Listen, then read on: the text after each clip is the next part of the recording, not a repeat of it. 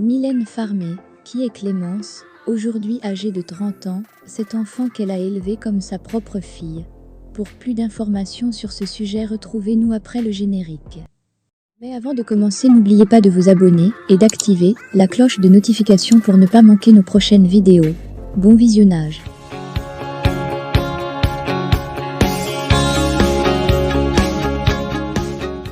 Mylène Farmé n'a jamais eu d'enfant, mais elle a élevé une petite Clémence, aujourd'hui âgée de 30 ans, comme sa propre fille.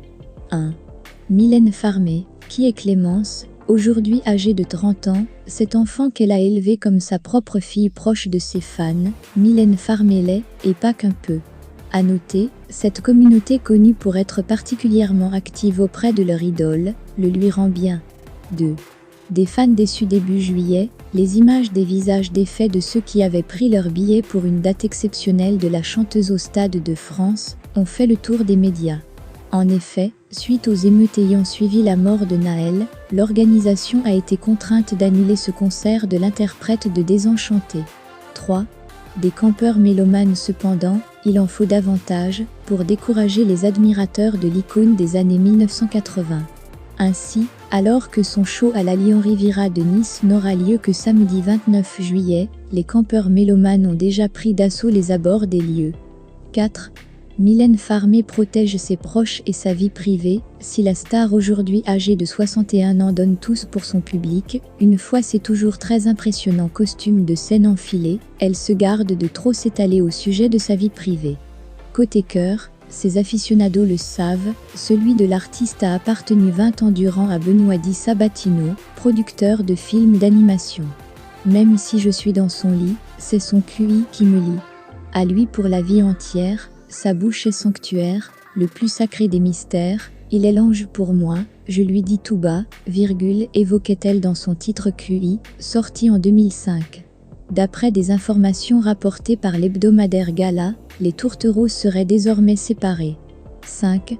Un frère mort dans un accident de la route. Autre personnage de premier plan, disparu pour le coup, qui gravite autour de la galaxie Farmé, Jean-Loup Gauthier, un frère décédé brutalement dans un accident de voiture, le 26 octobre 1996.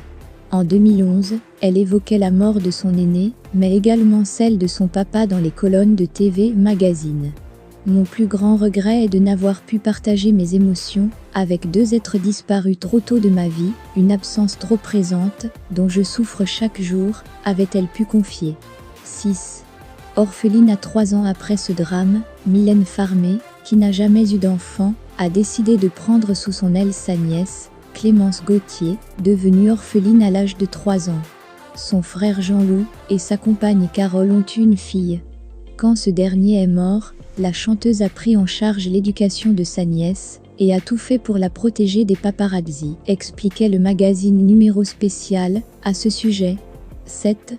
Une nièce, presque une fille contrairement à sa célèbre tante, Clémence, tout juste trentenaire, a préféré les tournages de cinéma à ceux de ses clips musicaux, dont sa tutrice a le secret. C'est en 2007 que celle qui se consacre dorénavant à la réalisation a fait ses premiers pas devant les caméras dans le film Jacou le Croquant, un long-métrage signé Laurent Boutonnat mettant en vedette le regretté Gaspard Ulliel. Proche de ses fans, Mylène Farmé l'est, et pas qu'un peu. À noter, cette communauté connue pour être particulièrement active auprès de leur idole, le lui rend bien. Début juillet, les images des visages défaits de ceux qui avaient pris leur billet pour une date exceptionnelle de la chanteuse au Stade de France ont fait le tour des médias. En effet, suite aux émeutes ayant suivi la mort de Naël, l'organisation a été contrainte d'annuler ce concert de l'interprète de Désenchanté. Mylène Farmé protège ses proches et sa vie. Cependant, il en faut davantage pour décourager les admirateurs de l'icône des années 1980. Ainsi, alors que son show à la Lion Riviera de Nice n'aura lieu que samedi 29 juillet, les campeurs mélomanes ont déjà pris d'assaut les abords des lieux. Si la star aujourd'hui âgée de 61 ans donne tous pour son public, une fois ses toujours très impressionnants costumes de scène enfilés, elle se garde de trop s'étaler au sujet de sa vie privée.